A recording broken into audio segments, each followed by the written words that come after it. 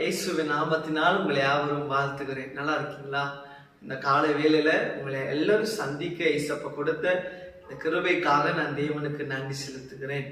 இந்த நாளிலும் இயேசப்பா நம்மோட வேதத்திலிருந்து மீகா 7ஆம் அதிகாரம் 15ஆம் வசனம், மீகா சாப்டர் 7:15 வேதம் சொல்கிறது, உங்களை அதிசயங்களை காண பண்ணுவேன். ஆமென். இந்த காலை வேளையில இயேசப்பா உங்களை பார்த்து சொல்கிறார், என் அன்பு மகனே, என் அன்பு மகளே, உன்னை அதிசயங்களை காண பண்ணுவேன். ஒருவேளை என் வாழ்க்கையில ஒரு அதிசயம் நடக்குமா, என் வாழ்க்கையில ஒரு அற்புதம் நடக்குமா என்று எதிர்பார்த்து கொண்டு இருக்கிறீங்களா? கர்த்தர் சொல்கிறார், உங்க வாழ்க்கையில அதிசயங்களை செய்வேன்.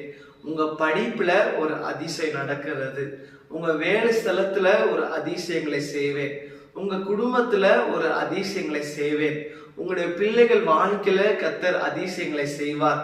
உங்க வாழ்க்கையில கர்த்தர் அதிசயங்களை செய்கிற தேவனா இருக்கிறார். ஆமென். ஏன்னா நம்முடைய ஏசப்பாக்கு அதிசயமானவர் என்று பேர் இருக்கிறது. அவர் அதிசயமானவர். வேதத்துல பார்க்கும் போது ஏசப்பா நிறைய இடங்களில அதிசயங்களை செய்து அவருடைய மகிமை வெளிப்பட்டாராம். பாருங்க, தண்ணீரை ஏசப்பா ராட்சசமாய் மாற்றினாரு. காது கேட்காதவங்களுக்கு ஏசப்பா காது கேட்க செய்தாரு. பார்வை இல்லாதவர்களுக்கு ஆண்டவர் பார்வை கொடுத்தாரு. ஏன் மரித்து போன லாசரை உயிரோடு எழுப்பினார். அவர் அதிசயமானவர். இன்னைக்கு அந்த தேவன் சொல்றாரு, உங்க வாழ்க்கையில கூட அதிசயங்களை செய்ய அவர் வல்லவரா இருக்கிறார்.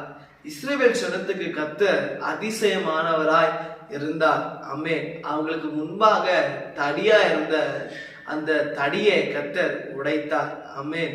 தண்ணீர் ஏசப்பா இரண்டாவது பிரிச்சாரு. அவங்களுக்காக ஒரு வழி வாசல்களை கர்த்தர் திறந்தார். நிச்சயமாகவே இன்னைக்கு உங்க வாழ்க்கையில தடியா இருக்கிறதா, அநேக வாசல்கள் மூடப்பட்டு இருக்குதா, இந்த அதிசயமானவர் உங்கள் வாழ்க்கையில தடைகளை உடைத்து வாசல்களை உங்களுக்காக திறப்பார். ஆமென். அப்புறம் ஆண்டவர் சொல்றாரு, சத்துருக்கள் மத்தியில உங்களுக்கு ஜெயம் கொடுப்பார். ஆமென். இஸ்ரவேல் ஜனத்துக்கு எவ்வளவோ சத்துருக்கள் எழும்பினாலும் கர்த்தர் அவங்களோடு இருந்து ஜெயம் கொடுத்தார். மனுஷர்கள் மூலியமாக சத்ருவா இல்ல அநேக சத்ருவின் கிரியைகளா இந்த பக்கம் பார்த்தாலும் எரிச்சலா, ஆனா கர்த்தர் சொல்றாரு, நான் உனக்கு ஜெயம் கொடுத்து உங்க வாழ்க்கையில அதிசயங்களை செய்ய போகிறேன்.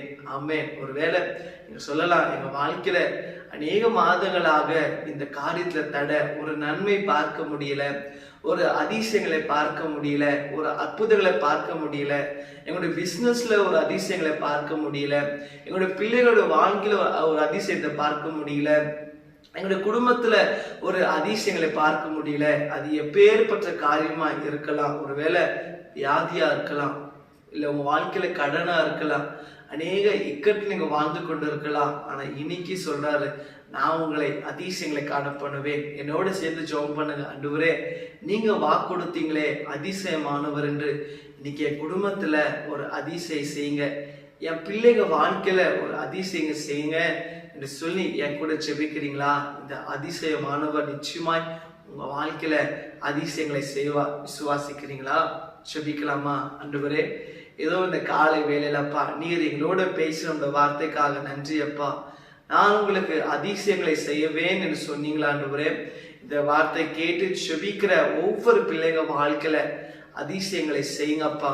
எந்தெந்த காரியத்துல அப்பா உண்மை நோக்கி ஜெபிக்கிறாங்களோ அவங்க வாழ்க்கைக்கிற தடைகள் மாறட்டும், சத்ருவின் கிரியைகள் முறியடிக்கப்படட்டும், அவங்க வாழ்க்கைக்கிற வியாதிகள் சுகமாகட்டும். எந்தெந்த தடைகளா இருக்கிறது எல்லா தடைகளையும் உடைத்து போட்டு இந்த நாளிலிருந்து அவங்க வாழ்க்கையில உங்களுடைய அதிசயங்களை, உங்களுடைய அற்புதங்களை காண கிருபை செய்யுங்க. உங்க நாமத்தை மையப்படுத்திக் கொள்ளுங்க. அப்படி செய்ததுக்காக ஸ்தோத்திரம். இயேசுவின் நாமத்தில் ஜெபிக்கிறேன் நல்ல பிதாவே. ஆமென். ஆமென். God bless you.